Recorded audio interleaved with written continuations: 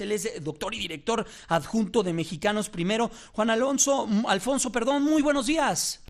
¿Cómo estás, mi querido Jaime? Es un gusto saludarte a ti, Radio Fórmula, en este sábado, en esta mañana. Muchas gracias, en verdad apreciamos mucho que nos regales estos minutos. Primero me gustaría platicar, a inicios de esta semana sacaron un documento interesante en los medios escritos, a través de los periódicos, un documento donde pues Mexicanos Primero se suma al cumplimiento de la A a la Z de lo que tiene que ver con la reforma educativa. ¿Qué nos puedes hablar sobre esto que ustedes pues a últimos días han sacado y han estado en los medios de comunicación? Efectivamente, como bien lo comentas, poner sobre la mesa cómo sí podemos transitar en este periodo que algunos consideran ciertamente coyuntural, pero que tiene impacto muy profundo, y es cómo podemos dar para adelante con el proyecto de transformación educativa. Y lo que hemos venido manifestando es que no hay que encerrarse solamente en abrogar la reforma, lo cual ha sido una de las posturas, y la otra, que es sumamente polarizada, es decir, no le movamos ni una coma. Sin duda, el proceso de la reforma es mejorable, pero hay que dejar claro un punto, Jaime. No es necesariamente el diseño de la reforma lo que está erróneo, sino la implementación de dicho diseño. Y ahí encontramos uno de los puntos nodales, sin duda, y lo podemos discutir y ampliar en tu programa. Adelante. Sobre instrumentos como puede ser el de la evaluación, al cual me remitiré en un momento, pero sin duda que existen distintos actores, como el de la SEP, como el de los gobernadores en cada uno de los estados, como el de algunos beneficios que han sido establecidos pero no se han visto reflejados todavía en los maestros, el papel del INEE, o un punto muy importante, la convocatoria ya al nuevo modelo educativo. Entonces son 5 puntos que de manera muy precisa dicen cómo sí podríamos transitar en la reforma. Juan Alfonso, el secretario de Educación Pública, Aurelio Nuño, el pasado miércoles habló sobre la reunión que ha sostenido con el Sindicato Nacional de Trabajadores de la Educación, es con el CENTE, no con la CENTE, con el CENTE. Ahí puntualizó, señaló que habrá darse un periodo de 45 días para entrar de lleno, quizá a cambios importantes en lo que tiene que ver con la evaluación. En esas puntualizaciones que tú nos acabas de hacer de manera muy puntual, muy precisa, ¿qué opinar, qué decir de lo que dijo el secretario de Educación Pública, en particular sobre esto? El punto número 4 de nuestro manifiesto es que el Instituto Nacional de Evaluación Educativa asuma su papel como autoridad en la evaluación del sistema. ¿Esto qué quiere decir? Y retomo tu comentario. Tiene que ver con el instrumento de evaluación. Desde un principio la posición de Mexicanos Primero ha sido que evaluar a los maestros, incorporar a la evaluación de los maestros, es incorporar un elemento adicional que tiene que ver con la observación en el aula. Ese ha sido uno de los puntos fundamentales.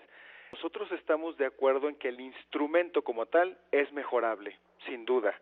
Ahora, todo dentro del marco de la ley y todo dentro de un proceso muy específico, que es la incorporación de un sistema de profesional docente, porque no queremos volver al sistema donde las plazas se heredan, o no queremos volver al sistema donde las plazas se venden. Queremos un sistema que le apueste al mérito y que escuche la voz de los maestros. Ahora, también te diría una cosa, Jaime, escuchar la voz de los maestros no necesariamente es escuchar la voz de la cúpula sindical. Claro, estamos platicando con Juan Alfonso Mejía López, él es director adjunto de Mexicanos Primero. Juan Alfonso, otro también mención del secretario Aurelio Nuño es la presentación del proyecto del nuevo modelo educativo y también una propuesta curricular para la educación obligatoria. ¿Qué debemos entender por esto y que esto no venía ya en la reforma educativa que está implementada en este momento? Mira, este es el punto 5 del manifiesto también, convocar ya al modelo educativo. El modelo educativo justamente no lo podemos reducir única y exclusivamente al tema de la currícula. El modelo educativo implica también qué tipo de alumnos son los que estamos vislumbrando 30 años después para el México del siglo XXI, y necesitamos acompañar a nuestros maestros que sean maestros del siglo XXI. Entonces también pasa por el perfil de nuestros docentes, qué es lo que necesitamos, cómo necesitamos acompañarlos en su formación inicial y continua, y luego también de manera muy específica qué hay de los padres de familia, cómo debe existir una participación social en este modelo educativo que se vea reflejado en las escuelas. Entonces, de manera muy específica, ha sido y será siempre muy importante escuchar cuál es la voz de los maestros, cuál es la voz de los distintos actores que presenten de manera clara y específica qué es lo que piensan al respecto. Y la convocatoria en este sentido a la Secretaría de Educación Pública es que empecemos a dialogar a partir de su propia convocatoria, porque la ley lo mandata a la Secretaría de Educación Pública, pero escuchar de manera muy clara y específica qué piensan actores como los que has mencionado, el CENTE, la CENTE, y eso sin duda será muy enriquecedor, porque diálogo, y eso quisiera dejarlo muy preciso, Jaime, cuando hablamos de diálogo responsable es un diálogo con alternativas. Aquí esta es la posición de Mexicanos Primero, con una alternativa. Conceder, ¿no? Con caminar, con no querer ganar todo, tener Mira, ese espíritu, ¿no?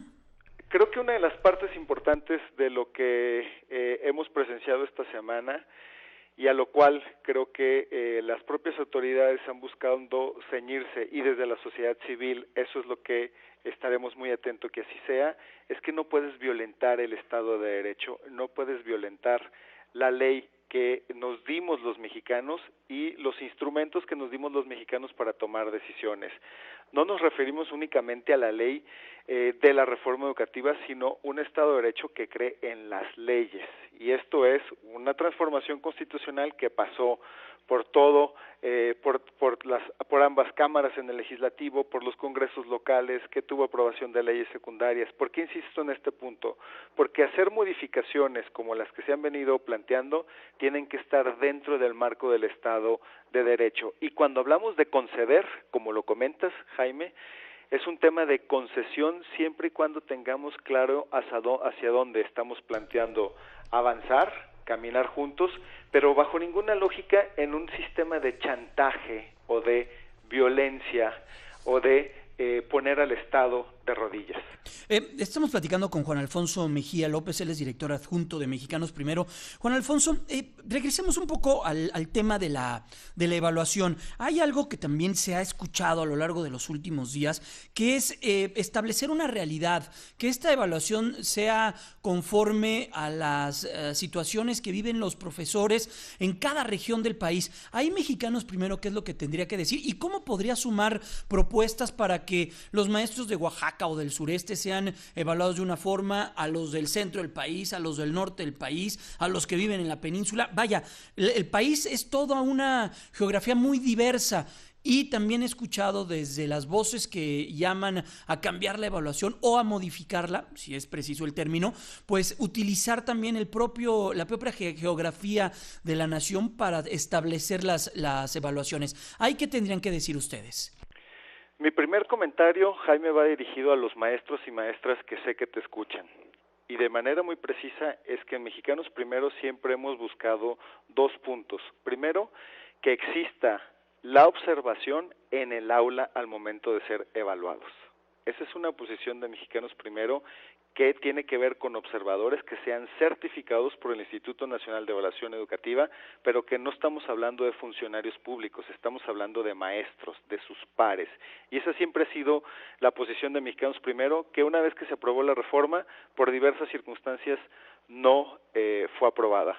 Insistiremos sobre este punto. Y segundo, creo que poco a poco también tendremos que ir incorporando la voz de los alumnos sobre cómo piensan y qué piensan de sus maestros. Este es, me parece, un punto importantísimo sobre el cual podremos profundizar también en otro momento, pero de manera más específica, insisto, es la parte de los observadores en el aula con los maestros y que sean maestros ellos mismos certificados.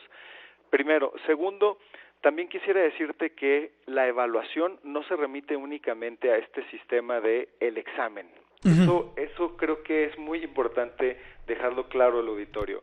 Y no es nada más el examen que se reduce a bolitas, llenar opción múltiple, ¿ok?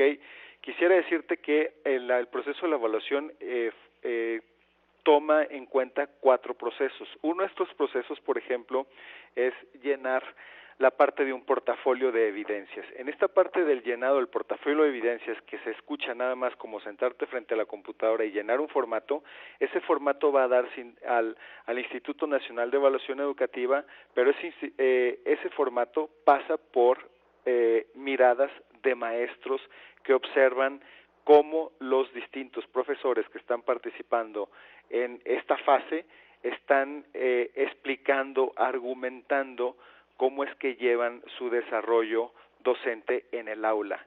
Y entonces eso es tomado en cuenta y eso le da una característica regional y geográfica.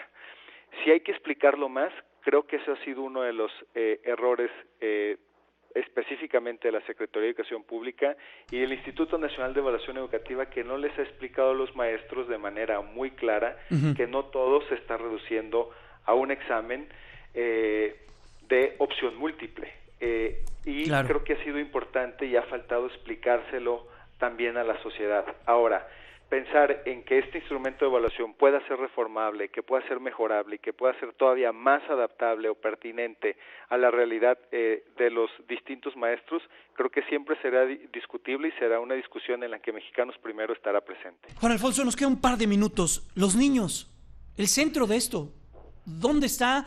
¿Qué es lo que ustedes impulsan? Yo sé que ustedes, el mensaje es, los niños deben de ser el centro de esta reforma educativa. En todo este proceso, Jaime, nunca hablamos de los niños. Exacto. Siempre parecería que se olvidan. Y ahí la posición de Mexicanos Primero siempre ha sido el derecho de los niños a aprender. Y cuando vemos que existen discusiones o negociaciones que ponen por encima del interés del derecho a aprender de los niños, intereses políticos, electorales, coyunturas o incluso intereses laborales, creo que algo deberíamos de estarnos cuestionando porque algo no estamos haciendo bien. Creo que, y este sería nuestro mensaje, no abandonar el proceso de transformación educativa, mejoremos su implementación y tengamos siempre un punto de referencia. ¿Qué le conviene a los niños de México? Pues sí, muy interesante, en verdad, Juan Alfonso Mejía López, director adjunto de Mexicanos Primero, y aquí estaremos muy al pendiente de lo que ocurra con esta, sin duda, la reforma más importante, la más trascendente, no lo decimos nosotros, lo dice la OCDE, los dicen organismos internacionales, la penetración, la importancia que tiene esta reforma para lo que viene para el futuro de México. Juan Alfonso, en verdad, apreciamos mucho que nos regales estos minutos este fin de semana, te deseamos un extraordinario fin y estamos en contacto con ustedes.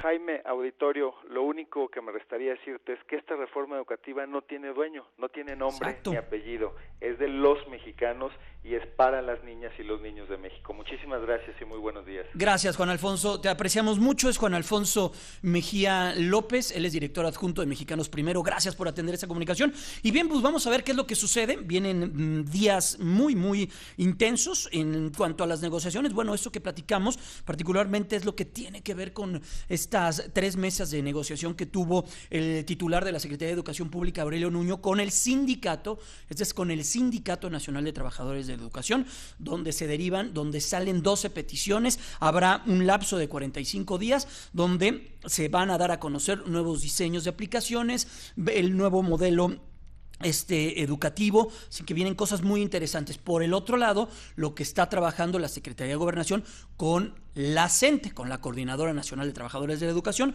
con estas mesas de diálogo, 3 mesas que pusieron para salir adelante en este tema.